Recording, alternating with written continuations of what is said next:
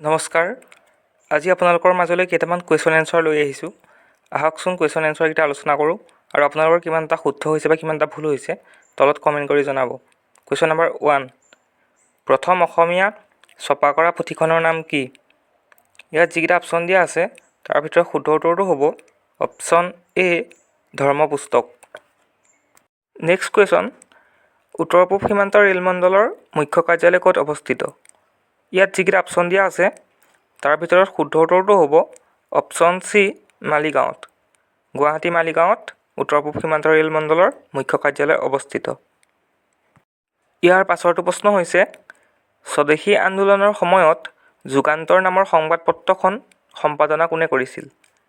ইয়াত যিকেইটা অপশ্যন দিয়া আছে তাৰ ভিতৰত শুদ্ধ উত্তৰটো হ'ব অপশ্যন বি, ভূপেন্দ্ৰনাথ দত্ত। ইয়াৰ পাছৰটো প্ৰশ্ন হৈছে, শোণিতপুৰ আৰু নগাঁও জিলাক সংযোগ কৰা দলংখন কি?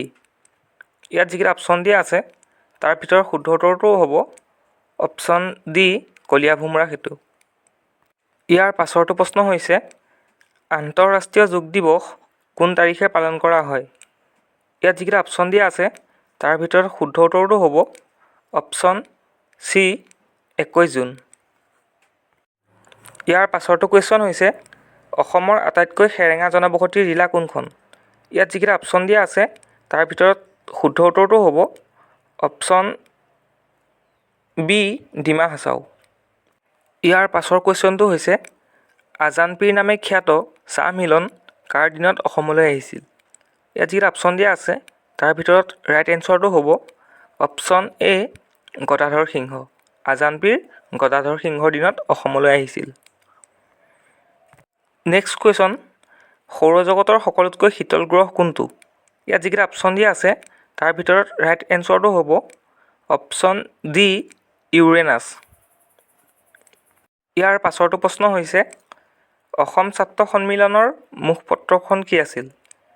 ইয়াত যিকেইটা অপশ্যন দিয়া আছে তাৰ ভিতৰত শুদ্ধ উত্তৰটো হ'ব অপশ্যন চি, মিলন। মিলন হৈছে অসম ছাত্ৰ সন্মিলনৰ মুখপত্ৰ। ইয়াৰ পাছৰটো প্ৰশ্ন হৈছে, ভূপেন হাজৰিকাক সুধাকণ্ঠ উপাধি কোনে প্ৰদান কৰিছিল? ইয়াত যিকেইটা অপশ্যন দিয়া আছে তাৰ ভিতৰত শুদ্ধ উত্তৰটো হ'ব অপশ্যন চি, আনন্দ চন্দ্ৰ বৰুৱা। ইয়াৰ পাছৰটো প্ৰশ্ন হৈছে, অসম সাহিত্য সভাৰ মুখ্য কাৰ্যালয় ক'ত অৱস্থিত? ইয়াত দিয়া অপশ্যনকেইটাৰ ভিতৰত শুদ্ধ উত্তৰটো হ'ব অপশ্যন ডি, যোৰহাট। অসম সাহিত্য সভাৰ মুখ্য কাৰ্যালয় যোৰহাটত অৱস্থিত। ইয়াৰ পাছৰটো প্ৰশ্ন হৈছে, ভাৰত সম্ভেদ গ্ৰন্থখন কাৰ ৰচনা? ইয়াত যিকেইটা অপশ্যন দিয়া আছে তাৰ ভিতৰত শুদ্ধ উত্তৰটো হ'ব অপশ্যন এ, জৱাহৰলাল নেহেৰু। ইয়াৰ পাছৰটো প্ৰশ্ন হৈছে, লাওখোৱা বন্যপ্ৰাণী অভয়াৰণ্য কোন জিলাত আছে?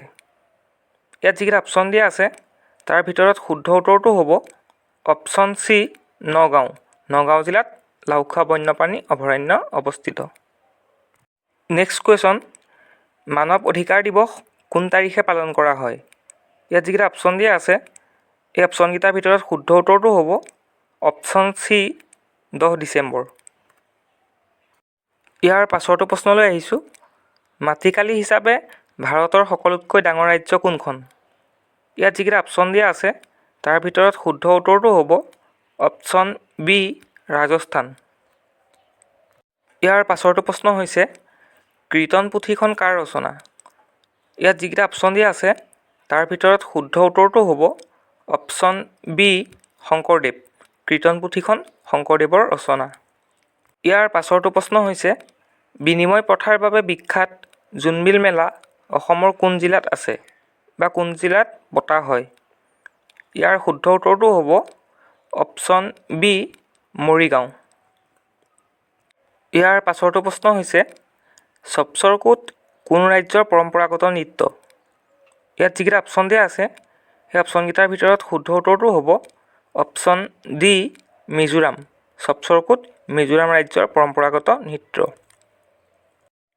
ইয়াৰ পাছৰটো প্ৰশ্ন হৈছে, জয়মতী ছবিখন কেতিয়া প্ৰকাশ পাইছিল? ইয়াত যিকেইটা অপশ্যন দিয়া আছে অপশ্যনকেইটাৰ ভিতৰত শুদ্ধ উত্তৰটো হ'ব অপশ্যন এ, 1935 চনত। জয়মতী ছবিখন 1935 চনত প্ৰকাশ পাইছিল।